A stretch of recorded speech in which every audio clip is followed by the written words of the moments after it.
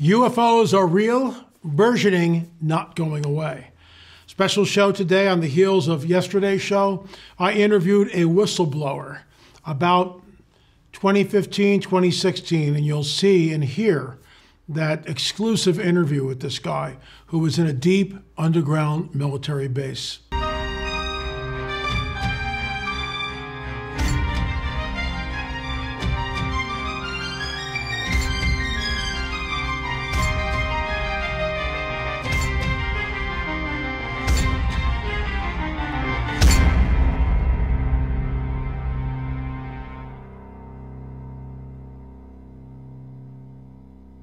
This gentleman will remain anonymous. We are pixelating his face because of the risk here. He was a whistleblower. He came out, and I had it in the very first edition of our first independent film, which is The Watchmen Chronicles. We're no longer carrying that. I redid it, I think, in 2022, and now it's 2023, and here we are with 5 offerings. But I'll get into that and so much more. But first, a word from our trusted sponsor. Reign in wealth like King Charles with a gold IRA from Noble Gold Investments.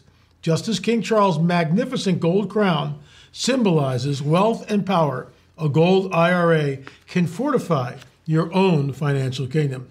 Imagine the confidence that comes from a retirement backed by a tangible, proven asset. That's right, folks, it's gold. And we've invested with Noble Gold, and frankly, I'm glad we did. This asset that's not at the mercy of unpredictable market swings. A crown may not be included, but isn't a future free of financial stress a worthy throne? Like royalty, enjoy the luxury of choice. Gold, silver, platinum, or palladium, the realm is yours to command. Fend off concerns about economic downturns and let your wealth thrive with the timeless security of precious metals. This month, the first solid 1/4 ounce gold standard bullion coin ever issued with Charles III's image can be yours with your own qualifying gold IRA or 401k rollover or $50,000 or higher. Folks, you can't go wrong with Noble Gold Investments. Call Noble Gold 877-646-5347 to get started, or visit noblegoldinvestments.com. That's once again noblegoldinvestments.com. I'll say it again, folks. My wife and I invested in gold, and boy, am I glad we did. The title of this show is my conversation with a real whistleblower. This man, as I said in the intro, came up to me at a conference and he had a story, and I believed him. I mean, I'm a student of body language. He went back to his house and got all of his identification showing that he was in the military, and he tells an unbelievable story. And you know, in 2015 and 2016, that's sort of like, wow, really? But because of all this now is rolling out, I've decided to go with it. I left it out of the remake that I did, I believe, in 2020, 2022. My gosh, the years go by so quickly. The bottom line is I think you'll find his testimony incredibly riveting. If what he says is true, it vets everything. It vets what Bob Lazar says, Philip Corso says, and other whistleblowers that have come on the record over the years. So this is on the heels of really the 15th rung of a disclosure ladder. Intelligence officials say U.S. has retrieved craft of non-human origin. So they're rolling it out, folks. Make no mistake about it. Military whistleblower claims U.S. has UFO retrieved pieces of metal. UFO Pentagon whistleblower speaks. Air Force veteran David Grush claims the government is covering up UFOs. Well, of course they are. Grush claims he has seen evidence of secret crash retrieval program. We've known about this for years, as I said yesterday. I won't belabor the point. So on the heels of this, and of course, there she is, Elizabeth Vargas, the UFO Pentagon whistleblower speaks, and there she is sort of at the end of the craft. For us, those of us who follow this and have been following it and studying it literally for generations, because some of us, like Gary Stearman, that's a whole other generation. Gary's been studying this thing for like 60 years, maybe even longer. So it goes back. It goes way, way back. I want to give a shout out to a colleague of mine, Brad. And I'll leave his last name out because I don't want to embarrass him. But I had no idea he was involved in Chuck Missler and Eastman's book on the whole UFO thing. And so I'll get into that probably in a future show, because it's very interesting. Because the basis of my book, Nephilim, I actually sent that over to Chuck Missler before it was published. And I'll just leave it at that. Before I go, Tim Burchett, on government UFO evidence, I believe we have a recovered craft. I mean, I can't stress this enough. Those of us who study this and have studied it for decades know that the craft are in deep underground bases, in hidden bunkers. We know that. We've had whistleblowers come before. And without any further commentary on me, although I will get way on the back end, here's my conversation with the whistleblower. I'm in an undisclosed location with a gentleman whom we'll call George, who's going to come on the record and tell us a very, very interesting story. What's interesting about it to me is it confirms what we've heard rumors about basically for years, in fact, decades. Someone came and took you in California to what can only be described as an underground base. Tell us what happens. Well, what happened this particular evening, we took this long 1.5 to 2 hour drive, and it was in the middle of nowhere. All I could remember seeing is pitch black. And we were headed towards this mountain. There was a dim light, and then he pushed some kind of button or signaled something, and I saw lights come on.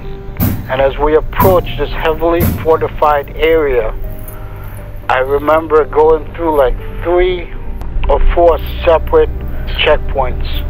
And when we reached to the final checkpoint, they scanned his iris, his eyes, and he did it seems like he passed his hand on a device and there was a beep that went off. So as we entered this base, we had this transport vehicle that looks like a... Kind of like a golf cart, yeah, but you know, retrofitted something? Yes, okay. Exactly. So we went deeper and deeper into this place, heavily guarded everywhere. You're going down the whole time, deeper into the mountain. We're going down, we're going sideways, and we entered this restricted area. I remember these heavily armed guards passing probes of some sort over our bodies. And we entered this area and I just saw blue dim lights. And in the middle area there were several different vehicles. These vehicles seemed like they were UFOs. These objects just seemed like they were out of science fiction. I did not recognize what they were. Some was disc-shaped, but it was nothing I've ever seen before on standard conventional military bases. And at that time I was exposed to many different aircrafts and different flying. So this was nothing that you've seen before, top secret, but did it seem like it was one of ours or something else? It seemed like it was something else, totally foreign. There were beings present in this heavily fortified, secured area. The entities was about 300 feet to 400 feet on some sort of balcony. Like a platform or a balcony up high? Yes. So they're looking down on everything? They're looking down on everything. What did the beings on the balcony look like?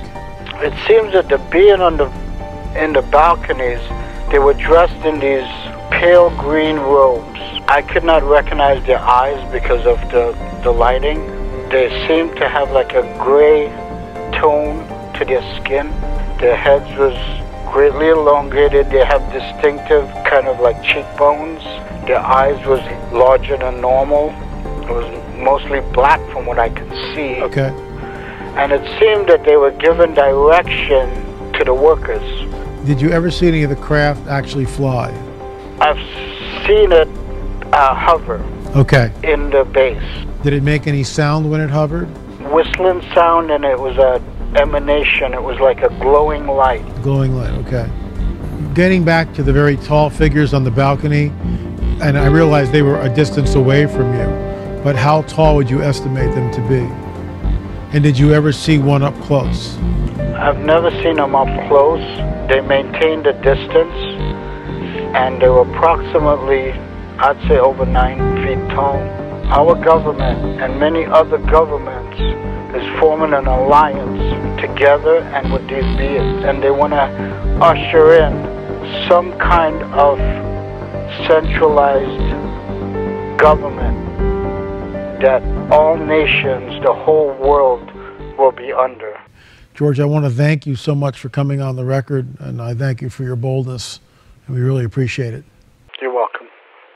By the way, folks, we have the 5-box set. It's coming up. We don't have it. You can't get it yet, but we are in the process of making that. It's got all 5 films in it. We're working on number 6 and number 7. This is vital information. It's no longer the stuff of conspiracy theories. May I suggest that you purchase a copy, bring your family over, sit them down, educate them, give it to your pastor. And if he scoffs at you, get back in his face. Because it's no longer a conspiracy theory. Get back in his face in a loving way. But it's no longer a conspiracy theory. It's out in the open, and the church has to deal with it. This is the coming great deception, as I have stated for years now. What was unnerving about this with our whistleblower, and I'm going to show you another program with another whistleblower tomorrow. So this whole week we've sort of preempted everything.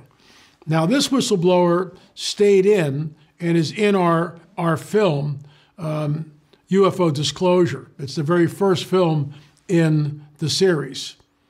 His testimony is still in there, and he would not come on camera, so the camera is rolling and we're looking at our feet on the carpet. That's what you see, but you hear his voice. His testimony dovetails with the whistleblower we're hearing today. Deep underground military bases are working side by side, the Greys. I'm not making this stuff up. So we have 2 witnesses, which in a biblical setting, that's what we need. 2 or more witnesses. Interesting. Very interesting. We'll show that to you tomorrow. Okay, I'm headed on a plane tomorrow around 12:30. I will be in Missouri. It's Riverbend Calvary Chapel, Riverbend Calvary Chapel. I'm speaking Friday night, which is a primer. It sets the stage for where I want to go on Saturday morning, which of course is the Fatima apparition. What was it really? I think you'll find it interesting. And of course, crop circles, the secret language of the dragon, because the dragon is completely obsessed with mathematics. And the late David Flynn knew that and wrote about it in many of his tomes.